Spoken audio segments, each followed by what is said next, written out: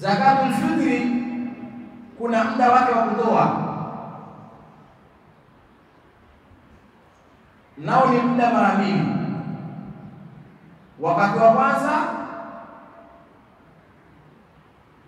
ni wakati fadhila, ni wakati ambao ni bora zaidi, na wakati huu unaanza min ghurubi shamsi, baada ya jua kuzama, lailatul Eid, ule usiku wa Eid, ila al-Eid, mpaka kuamkia Eid.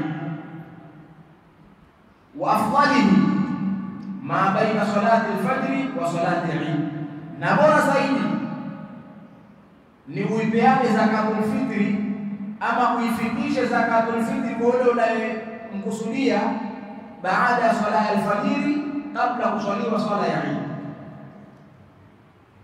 Wa amara Nabii sallallahu alayhi wasallam, na Mtume sallallahu alayhi wasallam akamrisha an tuaddi qabla khuruji nasi ila salah, zakatul fitri ipelekwe kabla ya watu kutoka kwenda kuswali salatul Eid.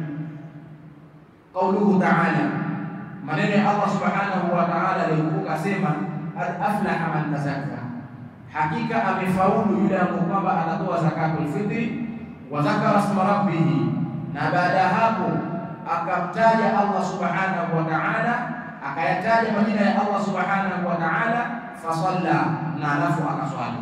Annahu, ni kwamba ar-rajulu yuqaddimu zakatahu, ni kuwa mtu ataitanguliza zakatul fitri yake yaumul fitri, ile siku ya kufungua ama ile siku ya Eidul Fitri, baina yaday salati, kabla ya yeye kwenda kuswali salatul Eid yake.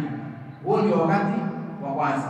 Lakini wakati wa pili, wakati ijzai, ni wakati ambao kwamba ni wa malipo, lakini sio bora kama ule ambao kwamba umetangulia.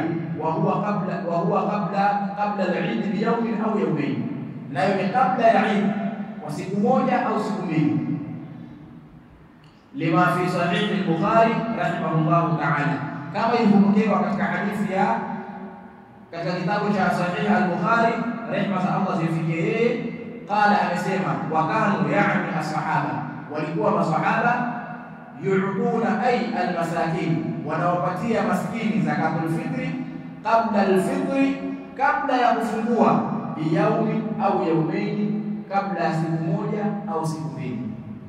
Kwa hiyo maashara muslimin, baada ya ibada hii ya funga tuna ibada nyingine ya kutoa zakatul fitri, na haya ni masala ambayo kwamba ni yanajulikana, ni maarufu.